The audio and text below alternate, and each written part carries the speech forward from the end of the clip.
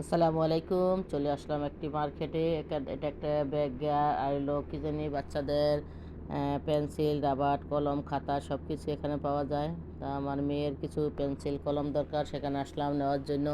আইসা দেখি এটা একটা গলা কাটা মার্কেট। আসলে না আসলে বিশ্বাস করতাম না জিনিসের যে কী পরিমাণ দাম।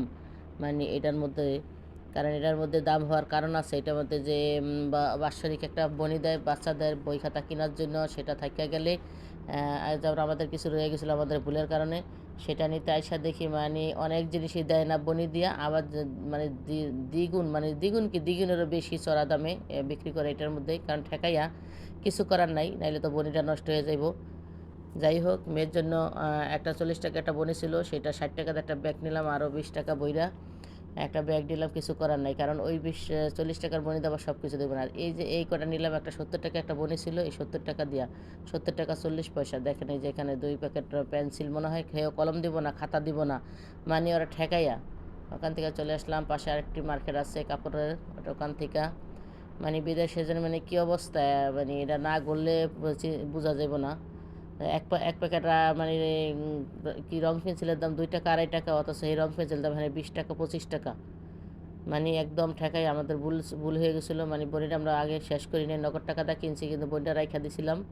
মানে বেশি অর্ধেক খরচ করছি, কম অর্ধেক রাইখা দিছিলাম, কিন্তু ওইটা এখন আমরা তো বুঝতে পারি নাই যে এটা এখন এভাবে ওরা এমন করব। কিন্তু এখনও তো বইয়ের সিজন না, বই কেনারও সময় নাই, কারণ বই লিস্ট বাইরে নেই এখনও। বই দিব আবার জুলাই আগস্টে, কিন্তু এখন এটা সিজনের সময় যাইতেছে, জানুয়ারি পর্যন্ত এটা ডেট আছে। আমার মেয়ে ব্যাগ দেখে, মেয়ের জন্য একটা ব্যাগ কিনলাম 60 ইউরো 64 ইউরো মনে হয়, না 66 ইউরো।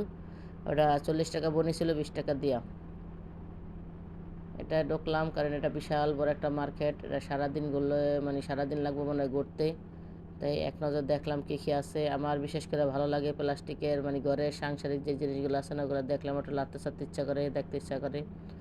যদি ওগুলা বা আছে ব্যবহার করা সবই, তারপরেও দেখলাম আপনাদেরকে একটু দেখাই। যেন বিদেশে পাওয়া যায় না এমন কিছু নাই।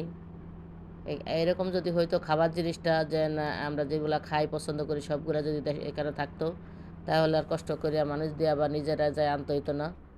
এখানে 1 টাকাটা 2 টাকা হইলো কিনা খাইতাম, টাকাটা বিষয় না, কিন্তু পাওয়াটা হচ্ছে বিষয়। কিন্তু যেমন ঘরের জিনিসপত্র কিন্তু এখানে সব পাওয়া যায়। এরকম যদি আমার খাবার জিনিসটা হইতো, যেটা যেটা আমরা পছন্দ করি, কিন্তু আমাদের দেশি খাবারের জিনিসটা কিন্তু অনেক কিছু আমরা পাই না। এখানে দেখেন কুকুরের জন্য বিড়াল লেগে কত সুন্দর ঘর বানায় রাখছে। আমি ধরলাম, গেল সুইটটা মহাজামেলায় পড়লাম। মানুষের ঘর পায় না থাকার জন্য দেশে, আর দেখেন কুকুর বিড়ালের কত সুন্দর সুন্দর বাটি প্লেট, মানে দেখলেই আমার লাগতে চাচ্ছে। আমি কিন্তু একটা অলরেডি নিচ্ছি, একটা বিড়ালের ছোট্ট বাটি বাবা পিঠা বানানোর জন্য। আমার দেখলে এগুলো পছন্দ। আমার মেয়ে, ছোট্ট মেয়ে, 5 বছরের মেয়ে, ডাক দিছে, আম্মু তুমি বিড়ালের বাড়িতে পিঠা বানাও কেন, এটা কিনছো কেন? আমি কি, বাবা আমার ঘরে বিড়াল নেই, আমি বড় বিড়াল। এই যে মেয়ের ব্যাগটা দেখেন কতটুক, ওই ব্যাগটার দাম 66 ইউরো। এর 20 টাকা নগদ করছে, অথচ বাজারে গেলে 10 টাকা 20 টাকা ব্যাগ পাওয়া যায়। কী করুম, কিছু করার নাই, ভুল করে ফেলছি। এখন বনিগুলো তো শেষ করতে হইব। এত চালাক, মানে কলমও দিব না, মানে আছে না যে কতগুলো কলম কিনে রাখুম, খাতা কিনে রাখুম। চলে আসলাম আরেকটা মার্কেটে, দেখেন কত সুন্দর কাজ করছে, কারুকাজ। এইরকম এই মার্কেটটা ঢুকতে 4টা 5টা গেট পরে। কত বিশাল বড় মার্কেট দেখেন। এটা ভিতরে যায় হাঁটার অনেকক্ষণ হাঁটছি ওই 2 মার্কেটটায়, কিন্তু এখানে যাইব মায়া খিদা লাগছে, একটু খাওয়া দাওয়া করবো আর একটু ঘুরবো।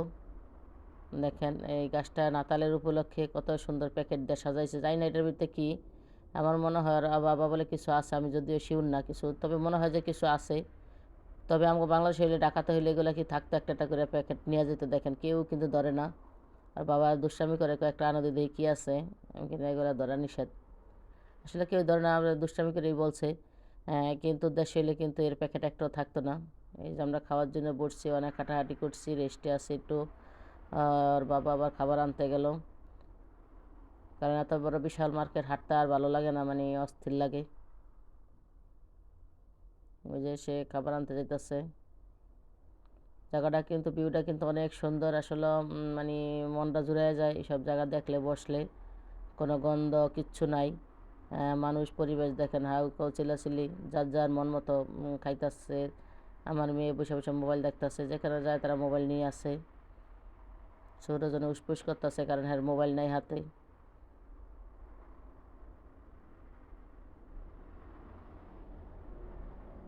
এটাই হলো জীবন। কারণ শীতের দিন কি করব, বাসায় একটু বাইরে ঘোরাফেরা, এই যে খাওয়া দাওয়া করলাম হালকা পাতলা। বড় মেয়ে খাইতে চায় না, সে রাত্রে এসে আবার খাইবো বাসায়, সেই জন্য একটু হালকা পাতলা খাওয়াইলাম। এই যে বাসায় চলে আসলাম, আইসা আবার একটু বাপা পিঠা বানাইলাম কারণ ঘুরি ছিল। এই যে 4টা বাপা পিঠা বানাইলাম, এখন গরম গরম খাবো দুইজনে। দুপুরের বিরিয়ানি রান্না করা আছে, আর মেয়ে আবার করব। কেমন হয়েছে দেখেন আমার পিঠাগুলা, দোয়া ছড়তাছে কিন্তু। মেয়ে আবার এই যে কি রামেম রান্না করলো, ও রাত্রের খাবার। এই যে আমাদের হয়ে গেল সবার রাত্রের খাবার। আল্লাহ হাফেজ, এতক্ষণ সাথে থাকার জন্য ধন্যবাদ।